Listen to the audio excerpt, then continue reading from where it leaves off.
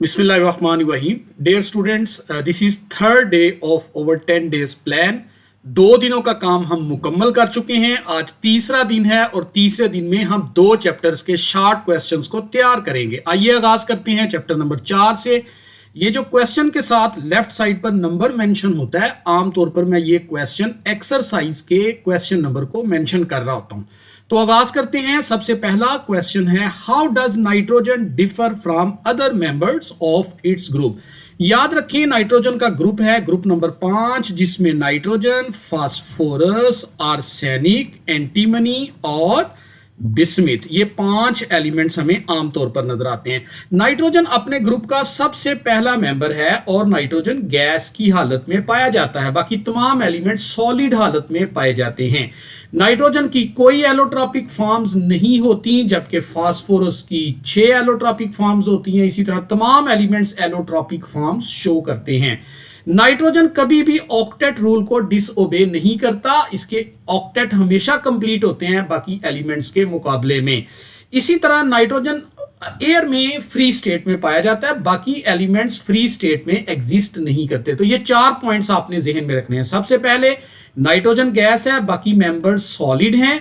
Nitrogen की कोई allotropic form नहीं होती, बाकी तमाम एलोट्रॉपिक एलिमेंट्स की एलोट्रॉपिक फॉर्म्स होती हैं। तमाम एलिमेंट्स के वैलेंस शेल का ऑक्टेट कंप्लीट हो भी सकता है, नहीं भी हो सकता, लेकिन नाइट्रोजन का ऑक्टेट हमेशा कंप्लीटली फिल्ड होता है। और नाइट्रोजन फ्री स्टेट में एयर में पाई जाती है, बाकी एलिमेंट्स फ्री स्टेट में एग्जिस्ट नहीं करते। क्वेश्चन नंबर नेक्स्ट यानी क्वेश्चन नंबर 4 का सेकंड पार्ट है, why does aqua regia dissolve in gold and platinum. सबसे पहले तो आपने एक्वा रीजिया को डिफाइन करना है। एक्वा रीजिया क्या है? 1 वॉल्यूम आप ले लें कंसंट्रेटेड नाइट्रिक एसिड का, जबकि 3 वॉल्यूम आपने ले लेने हैं कंसंट्रेटेड HCl के। इनके मिलने से NOCl बनेगा, नाइट्रोसाइल क्लोराइड, और 7 क्लोरीन गैस पैदा होगी। ये जो नाइट्रोसाइल क्लोराइड है ये डिकम्पोज हो जाता है खुद ब खुद और ये नाइट्रोजन मोनोऑक्साइड और 7 क्लोरीन पैदा करता है। याद रखें ये क्लोरीन जो इस वक्त पैदा हुई है ये एक्चुअली एटॉमिक क्लोरीन होती है और ये गोल्ड को अपने साथ मिलाकर गोल्ड के क्लोराइड बना लेती है।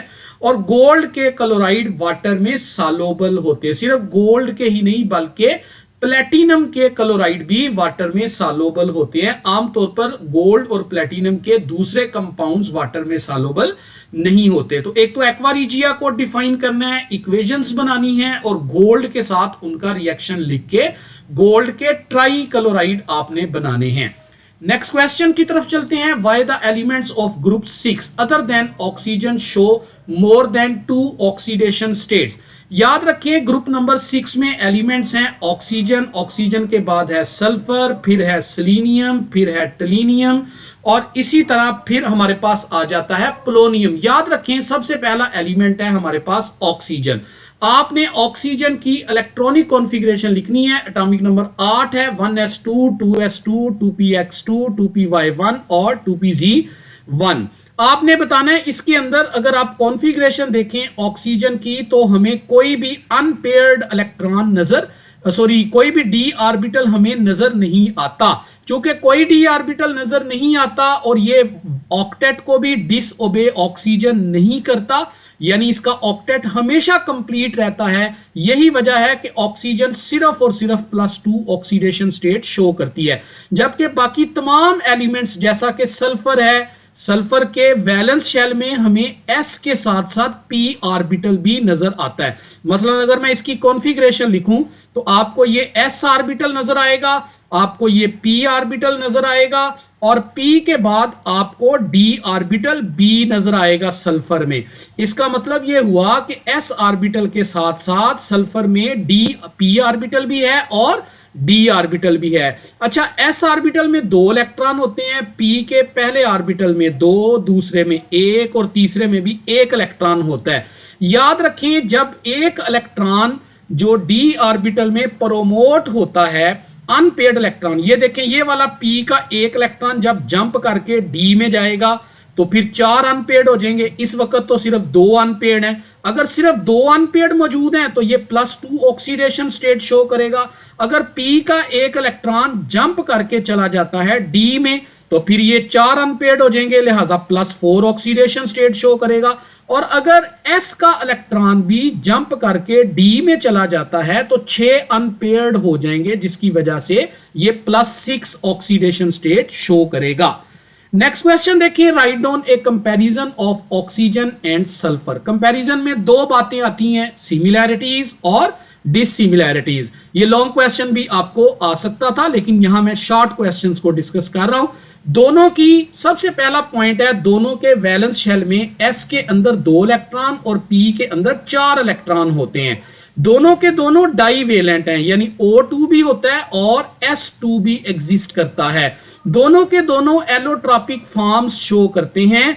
दोनों के दोनों पॉली एटॉमिक मॉलिक्यूल हैं, जैसे O2 में 2 एटम्स हैं, S2 में 2 एटम है, S8 में 8 एटम है, O3 में 3 एटम है, यानी ये पॉली एटॉमिक मॉलिक्यूल्स हैं।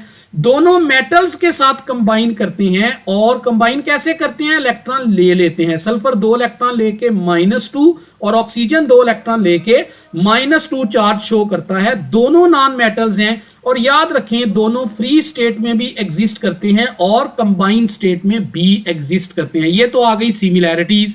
अब चलते हैं डिसिमिलैरिटीज की तरफ। याद रखें ऑक्सीजन की 2 एलोट्रॉपिक फॉर्म्स होती हैं, जबकि सल्फर की 3 एलोट्रॉपिक फॉर्म्स होती हैं। ऑक्सीजन गैस है रूम टेम्परेचर पर, जबकि सल्फर सॉलिड है। ऑक्सीजन पानी में स्पेरिंगली थोड़ा सा सॉल्युबल होता है, सल्फर पानी में बिल्कुल भी सॉल्युबल नहीं होता। ऑक्सीजन कंबस्टन में हेल्प करता है, सल्फर खुद जलता है। ऑक्सीजन पैरामैग्नेटिक है, सल्फर डायामैग्नेटिक है। ऑक्सीजन एसिड और बेस के साथ रिएक्ट नहीं करता, जबकि सल्फर तीनों चीजों के साथ रिएक्ट कर जाता है, स्टीम के साथ भी, एसिड के साथ भी और अल्कलीस के साथ भी। अब ये पॉइंट्स आपने याद रखने, जरूरी नहीं सारे पॉइंट्स आपको 5 के 5 याद रहें, 3 या 4 पॉइंट्स भी लिख लेंगे तो आपको 2 नंबर पूरे मिल जाएंगे। बहुत इंपॉर्टेंट क्वेश्चन है ये वाला। आगे चलते हैं, write down the equation for the reaction between concentrated sulphuric acid and copper. सबसे पहले तो आपने रिएक्शन लिखना है। कॉपर सल्फ्यूरिक एसिड के साथ रिएक्ट कर जाता है, लेकिन कब करता है, जब हॉट कंसंट्रेटेड H2SO4 मौजूद होता है तो कॉपर सल्फ्यूरिक एसिड के साथ रिएक्ट करके कॉपर सल्फेट, वाटर और सल्फर डाइऑक्साइड गैस पैदा करता है। इस रिएक्शन की नेचर क्या है, ये रिडॉक्स रिएक्शन है। कॉपर मेटल ऑक्सीडाइज होके +2 में कन्वर्ट हो जाती है। ये देखें यहां कॉपर फ्री एलिमेंट है, 0 ऑक्सीडेशन स्टेट है, जबकि यहां कॉपर +2 ऑक्सीडेशन स्टेट में कन्वर्ट हो गया। सल्फ्यूरिक एसिड में सल्फर की ऑक्सीडेशन स्टेट +6 है, जबकि सल्फर डाइऑक्साइड में सल्फर की ऑक्सीडेशन स्टेट +4 हो जाती है। तो ये रिडॉक्स रिएक्शन है। नेक्स्ट क्वेश्चन, क्वेश्चन नंबर 5 का B part, which metal evolve hydrogen gas upon reaction with nitric acid. कौन सी मेटल्स हैं जो नाइट्रिक एसिड के साथ रिएक्ट करके हाइड्रोजन गैस पैदा करती हैं। तो सिर्फ 3 एक्टिव मेटल्स आपकी बुक में मेंशन की गई हैं, मैग्नीशियम, कैल्शियम और मैंगानीज। ये तीनों की तीनों गैसेस नाइट्रिक एसिड के साथ रिएक्ट करती हैं जब वो डाइल्यूट हालत में होता है और उनके नाइट्रेट्स बन जाते हैं और तमाम केसेस में हाइड्रोजन गैस लिबरेट होती है। इसके अलावा जो नोबल मेटल्स हैं या लेस रिएक्टिव मेटल्स हैं, याद रखें वो नाइट्रिक एसिड के साथ मिलकर नाइट्रोजन के ऑक्साइड्स बनाती हैं। हाइड्रोजन गैस सिर्फ इन 3 मेटल्स के साथ रिएक्शन के नतीजे में पैदा होता है। कौन सी 3 मेटल्स हैं, एमसीक्यूज के लिए भी याद रख लें, मैग्नीशियम, कैल्शियम और मैंगानीज। आगे चलते हैं, what is meant by fuming nitric acid. याद रखें ये बहुत इंपॉर्टेंट शॉर्ट क्वेश्चन है, कई दफा बोर्ड के पेपर में आ चुका है। नाइट्रिक एसिड कलरलेस है, वोलाटाइल है, यानी खुद ब खुद वेपर्स में कन्वर्ट हो जाता है, पंजेंट स्मेल छोड़ता है। अच्छा, जब कंसंट्रेटेड नाइट्रिक एसिड के अंदर आप नाइट्रोजन परऑक्साइड, यानी नाइट्रिक एसिड का फार्मूला है HNO3, जबकि आप इसके अंदर क्या मिक्स कर देते हैं, नाइट्रोजन परऑक्साइड यानी कि NO2, आप NO2 मिक्स कर देते हैं। जब आप इसमें NO2 मिक्स करते हैं तो NO2 मिक्स करने से एक नई शक्ल बनती है, उसका कलर ब्राउन होता है NO2 का। इस मिक्सचर को हम फ्यूमिंग नाइट्रिक एसिड का नाम देते हैं। This whole mixture is called fuming nitric acid. दोबारा सुन लें, नाइट्रिक एसिड के अंदर जो कि कलरलेस वोलाटाइल लिक्विड है, आप उसके अंदर नाइट्रोजन पारोक्साइड को मिक्स कर दें। नाइट्रोजन पारोक्साइड रेडिश कलर की गैस होती है, उससे जो लिक्विड होता है उसका कलर रेडिश हो जाता है और इस मिक्सचर को हम फ्यूमिंग नाइट्रिक एसिड का नाम देते हैं। क्वेश्चन नंबर 6 है चैप्टर नंबर 4 में, give the advantages of contact process for the manufacture of sulphuric acid. Contact process में हम सल्फ्यूरिक एसिड जो तैयार करते हैं उसके 4 फायदे आप लोगों ने लिखने हैं।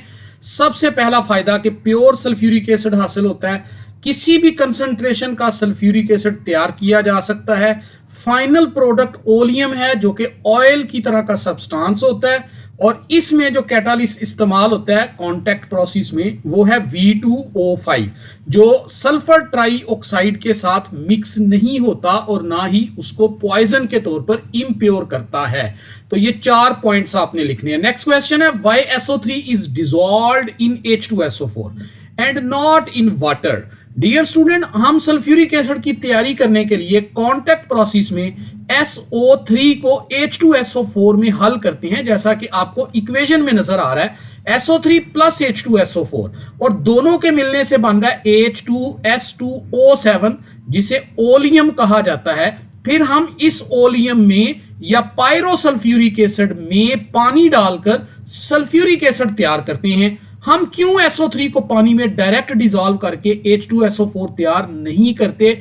4 वजूहात आपने लिखनी है। नंबर 1, प्रोसेस बहुत ज्यादा एक्सोथर्मिक होता है। नंबर 2, एसिड की फॉग पैदा हो जाती है जिसको कंडेंस करना या ठंडा करना, लिक्विफाई करना डिफिकल्ट होता है।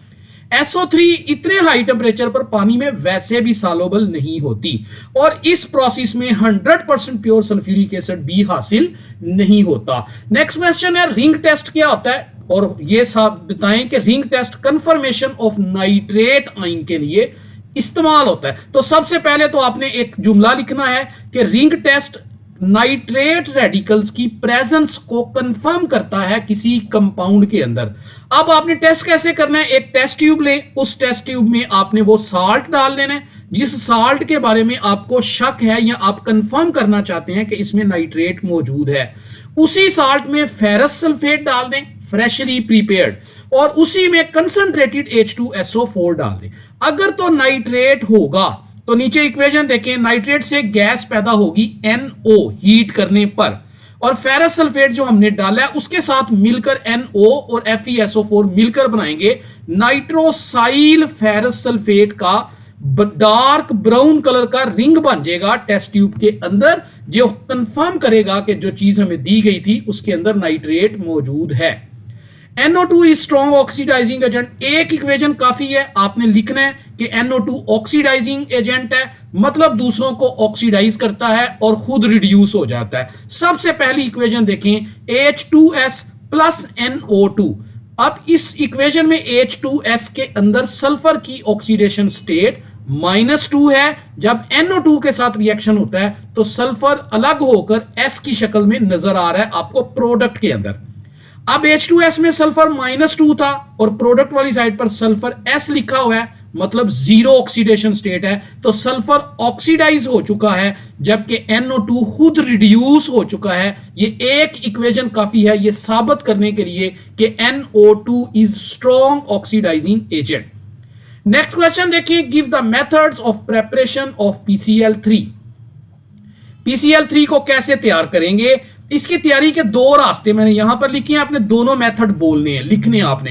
पहला मेथड क्या है कि व्हाइट फास्फोरस को आपने ड्राई क्लोरीन के साथ ट्रीट करना है इनर्ट एटमॉस्फेयर ऑफ CO2 में। अब CO2 का एटमॉस्फेयर इनर्ट है, इनर्ट का मतलब है नॉन पोलर है, तो वो खुद रिएक्शन में हिस्सा नहीं लेता। फास्फोरस और क्लोरीन मिलकर PCl3 बना देते हैं, पहली इक्वेशन में लिखा हुआ। दूसरा रास्ता यह है कि फास्फोरस मिले SOCl2 से, SOCl2 कहते हैं थायोनाइल क्लोराइड को, और इन दोनों के मिलने से PCl3 अलग हो जाता है, सल्फर डाइऑक्साइड गैस अलग हो जाती है और सल्फर मोनोक्लोराइड अलग हो जाता है। तो ये दो इक्वेशंस आप लोगों ने लिखनी है। P2O5 is a powerful dehydrating agent. अब आपने चार इक्वेशन एग्जांपल के तौर पर लिखनी है। P2O5 पावरफुल डिहाइड्रेटिंग एजेंट है, यानी दूसरी चीजों में से वाटर को रिमूव कर लेता है। जैसे पहली इक्वेशन में देखें HNO3, दूसरी में H2SO4, तीसरी में CH3COOH एसिटिक एसिड, चौथी में CH3CH2OH। अब चारों इक्वेशन में आपने क्या किया, पानी निकालते जाएं, वाटर अलग करते जाएं। जब वाटर अलग होगा पहले वाली इक्वेशन में बाकी बचेगा N2O5, चूंकि दो मॉलिक्यूल लिए थे HNO3 के। दूसरे वाली इक्वेशन में H2SO4 में से वाटर निकाल दें, बाकी बचा SO3। तीसरे वाली इक्वेशन में एसिटिक एसिड में से वाटर निकाल दें, बाकी बचा CH3CO ट्वाइस। चौथी इक्वेशन में एथानॉल में से वाटर निकाल दें, बाकी बचा CH2 डबल बॉन्ड CH2। तो सब की प्रोडक्ट बन गई और साइड प्रोडक्ट के तौर पर एक ही चीज चारों में बन रही है, that is HPO3। Complete and balance the following equation. Complete भी करें और बैलेंस भी करें, ये आपको थोड़ा सा याद करना पड़ेगा इक्वेशंस को। ये एक्सरसाइज का क्वेश्चन नंबर 11 है। आप देखें, फास्फोरस जब NO के साथ मिलती है, फास्फोरस में NO खुद ऑक्सीडाइजिंग एजेंट है, यानी खुद रिड्यूस हो गया और फास्फोरस को ऑक्सीडाइज कर दिया जीरो ऑक्सीडेशन स्टेट से +5 में। NO क्लोरीन के साथ मिलेगा, क्लोरीन को रिड्यूस कर दिया, क्लोरीन 0 से -1 पर चली गई और खुद भी यहां पर उसी ऑक्सीडेशन स्टेट में मौजूद है। H2S के साथ मिलेगा, सल्फर की ऑक्सीडेशन स्टेट -2 है, उधर जाकर 0 हो गई, मतलब सल्फर को ऑक्सीडाइज कर दिया और खुद रिड्यूस हो गया। लेड नाइट्रेट को हीट करेंगे तो क्या बनेगा भाई, लेड नाइट्रेट को हीट करेंगे, लेड का ऑक्साइड बनेगा, नाइट्रोजन पर ऑक्साइड और साथ ऑक्सीजन गैस पैदा होगी। NO2 को वाटर के साथ ट्रीट करेंगे, दो चीजें बनेगी, नाइट्रिक एसिड और साथ पैदा होगा nitrous acid. Complete and balance the following chemical equation, वही क्वेश्चन है, उसकी 5 बाकी इक्वेशंस हैं। NO का रिएक्शन है with sulphuric acid, NO oxidizing agent है, खुद ऑक्सीडाइज हो जाएगा। H2SO4 भी ऑक्सीडाइजिंग एजेंट है, H2SO4 NO को ऑक्सीडाइज करके नाइट्रिक एसिड में कन्वर्ट कर देगा और खुद NOHSO4 में तब्दील हो जाएगा। नाइट्रस एसिड ऑक्सीडाइजिंग और रिड्यूसिंग दोनों एजेंट का किरदार अदा करता है। जब ये HI के साथ मिलेगा, HI में से आयोडीन को ऑक्सीडाइज करेगा और खुद रिड्यूस हो जाएगा। जबकि इसी तरह नाइट्रस एसिड का अमोनिया के साथ रिएक्शन है, अमोनिया में भी नाइट्रोजन को nitric acid nitrous acid oxidize करेगा और खुद रिड्यूस हो जाएगा। फिर नाइट्रस एसिड का रिएक्शन है विद यूरिया, नाइट्रोजन गैस पैदा करेगा, कार्बन डाइऑक्साइड और वाटर पैदा करेगा। KNO3 और H2SO4 का रिएक्शन है, साल्ट और एसिड मिलें, साल्ट और एसिड में तब्दील हो जाते हैं। इस तरह 5 इक्वेशंस हमने ये भी कंप्लीट कर ली।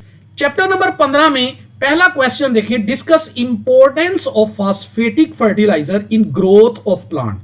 ऐसे फर्टिलाइजर जो फास्फोरस वाले हैं, उनका पौधे की ग्रोथ को क्या फायदा होता है। 3 पॉइंट आपने लिखने हैं। याद करने वाली बात है, अर्ली ग्रोथ को स्टिमुलेट करता है फास्फोरस, सीड और फ्रूट की फॉर्मेशन को तेज करता है early later stages of growth में, और रेजिस्टेंस अगेंस्ट डिजीजेस पैदा करता है। ये 3 पॉइंट्स आपने लिख देने हैं। What are fertilizer, why are they needed. Fertilizer ऐसे तमाम सब्सटेंसेस को बोलते हैं जिन्हें हम सॉइल में डालते हैं। क्यों डालते हैं? To make up the deficiency of essential elements. ऐसे एलिमेंट्स जो पौधों के लिए इंतहाई नागुजीर है, एसेंशियल हैं, जैसा कि नाइट्रोजन, फास्फोरस और पोटासियम। इनकी कमी को पूरा करने के लिए हम सॉइल में फर्टिलाइजर डालते हैं। ये क्या करते हैं फर्टिलाइजर? ये नेचुरल फर्टिलिटी ऑफ सॉइल को बढ़ाते हैं, क्योंकि जो प्रीवियस क्रॉप्स थी उन्होंने बहुत सारे केमिकल एलिमेंट्स को रिप्लेनिश कर लिया हुआ है, तो हम उसकी नेचुरल फर्टिलिटी को बाहर से ये न्यूट्रिएंट्स या फर्टिलाइजर डालकर मेकअप करते हैं। What are essential nutrients? And why they are needed. Essential nutrients का मतलब ऐसे तमाम न्यूट्रिएंट्स जो सोयल में डाले जाते हैं for healthy growth of plant. ये दो तरह के हो सकते हैं, एक माइक्रो न्यूट्रिएंट्स और एक मैक्रो न्यूट्रिएंट्स। पहले आपने बताना है कि माइक्रो न्यूट्रिएंट्स क्या है। ये शॉर्ट क्वेश्चन भी आया हुआ बोर्ड के पेपर में, differentiate micro nutrients and macro nutrients. Micro nutrients का मतलब ऐसे न्यूट्रिएंट्स जिनकी हमें 6 से लेके 200 ग्राम पर एकड़ तक जरूरत होती है, जैसा कि boron, copper, iron, manganese, zinc, molybdenum और क्लोरीन। मैक्रो न्यूट्रिएंट ऐसे न्यूट्रिएंट्स को कहते हैं जो 5 से लेके 200 किलोग्राम पर एकड़ तक जरूरी होते हैं और इनमें 9 एलिमेंट्स हैं जिनके न्यूट्रिएंट्स हैं carbon, hydrogen, oxygen, nitrogen, potassium, phosphorus, calcium, magnesium और सल्फर। तो आपने इस तरह फर्क लिखना है। माइक्रो न्यूट्रिएंट्स अगर आप जरूरत से ज्यादा डाल देंगे तो वो प्लांट्स के लिए डेंजरस साबित होंगे। Write on essential qualities of good fertilizer. एक फर्टिलाइजर है जिसके बारे में हमारी राय है कि ये बहुत अच्छा फर्टिलाइजर है, तो उसके फीचर्स क्या क्या हैं। पहली बात यह है कि उसके अंदर वो एलिमेंट जिस मकसद के लिए आप उस फर्टिलाइजर को या न्यूट्रिएंट को डाल रहे हैं वो पौधे को वो एलिमेंट अवेलेबल होना चाहिए। नंबर 2, पानी में सॉल्युबल हो। Number 3, not injurious to plant, पौधे को जख्मी ना करे। शुड बी चीप, सस्ता हो। मस्ट बी स्टेबल और should not alter the pH of soil, pH of soil को चेंज ना करे। ये 6 पॉइंट आपने नोट कर लेने हैं और इस सवाल के जवाब में लिखने हैं। बहुत दफा ये क्वेश्चन भी पेपर में रिपीट हो चुका है। Describe composition of good cement, ये रट्टे वाला टॉपिक है। ये 8 कंपोनेंट्स हैं, कैल्शियम ऑक्साइड, सिलिकॉन डाइऑक्साइड, एलोमीना यानी Al2O3, MgO, iron oxide Fe2O3, sulphur trioxide SO3, Na2O और K2O। इनकी परसेंटेज भी मैंने सामने लिखी है। ये परसेंटेज एमसीक्यूज में भी पूछी जा सकती है। आपने तमाम कंपाउंड्स लिखने हैं और सामने उनकी परसेंटेज इसी तरह से मेंशन कर देनी है। कभी कभी बच्चों को याद नहीं रहता किसकी परसेंटेज ज्यादा है, तो कम से कम 2 चीजों की परसेंटेज जो सबसे पहले लिखी है वो याद रखिए। बाकी सबकी परसेंटेज अब थोड़ी थोड़ी करके भी लिख देंगे तो गलती के चांसेस कम होंगे। जैसे सबसे पहले लाइम है 62% और दूसरा सैंड है SiO2 22%। ये गलत नहीं करनी बस आपने। आगे चलिए, discuss the setting of cement. Setting of cement का क्या मतलब, जब आप सीमेंट को पानी के अंदर मिक्स करके पेस्ट बनाकर लगाते हैं ईंटों के ऊपर और उसे कुछ देर के लिए रख देते हैं, this process is called setting of cement. अब सेटिंग ऑफ सीमेंट के फर्स्ट 24 आवर्स में क्या होता है, जब आप सीमेंट लगाते हैं पानी में मिक्स करके तो सबसे पहले ट्राई कैल्शियम एल्यूमिनेट पानी ये जज़ब करता है, यानी हाइड्रेशन होती है और फिर वो एक कोलाइडल जेल बना देता है जिसकी शक्ल होती है, जो हाइड्रेशन के बाद बनती है, जिसकी शक्ल होती है हाइड्रेटेड ट्राई कैल्शियम एल्यूमिनेट। ये पहले दिन का काम। जब पहला दिन गुजर जाता है तो अगले 6 दिनों में हम पानी लगाते रहते हैं, तो फिर क्या होता है, वो जो जेल बनी थी ट्राई कैल्शियम एल्यूमिनेट की वो क्रिस्टलाइजेशन शुरू कर देती है, फिर वो जिप्सम के साथ रिएक्ट करती है और क्रिस्टल्स बना देती है कैल्शियम सल्फो एल्यूमिनेट की। बस ये 2 पॉइंट आपने दूसरा और तीसरा लाजमी लिखने। उसके बाद है name of non woody raw material. Short question भी आता है पेपर और पल्प की तैयारी के लिए, वुडी और नॉन वुडी रॉ मटेरियल को डिस्क्राइब करें। तो पहले नॉन वुडी रॉ मटेरियल कौन कौन से हैं, नाम याद होने चाहिए। वीट स्ट्रा, राइस स्ट्रा, बगासी, bamboo, rag, cotton stock, cotton lintel, काही ग्रास और ग्रासिस। जबकि अगला क्वेश्चन वुडी रॉ मटेरियल के बारे में, वो कौन कौन से हैं, पॉपुलर, यूकलिप्टस और डॉगलस फर्न। तो ये सारे पॉइंट्स आपको याद होने चाहिए वुडी और नॉन वुडी रॉ मटेरियल से related. Essential method for the preparation of pulp. Pulp की तैयारी के पाकिस्तान में 3 मेथड इस्तेमाल हो सकते हैं। क्राफ्ट प्रोसेस जो अल्कालाइन नेचर का होता है, सल्फाइड प्रोसेस जो एसिडिक नेचर का होता है और neutral sulphide semi chemical process जो कि न्यूट्रल नेचर का होता है। तो ये 3 नाम आपने लिख दे। अब उसके बाद अगला क्वेश्चन देखें 10A एक्सरसाइज का। Common bleaching agent used in paper industry in Pakistan. Pakistan में पेपर इंडस्ट्री में कॉमन ब्लीचिंग एजेंट कौन कौन से इस्तेमाल होते हैं, सिर्फ नाम लिखने आपने। क्लोरीन डाइऑक्साइड और सोडियम हाइपोक्लोराइड और हाइड्रोजन पेरोक्साइड। ये 3 नाम आपने याद कर लेने हैं, ClO2, NaOCl और H2O2। What is importance of nitrogen fertilizer, ये 4 पॉइंट आपने लिखने हैं। सबसे पहले नाइट्रोजन प्रोटीन का इंपॉर्टेंट कॉन्स्टिट्यूएंट है। नंबर 2, नाइट्रोजन स्टेम और लीव्स की अर्ली ग्रोथ के लिए इंतहाई जरूरी है। नंबर 3, ये पौधों को ग्रीन कलर देता है। नंबर 4, ये यील्ड और क्वालिटी ऑफ प्लांट्स को इनहेंस करता है।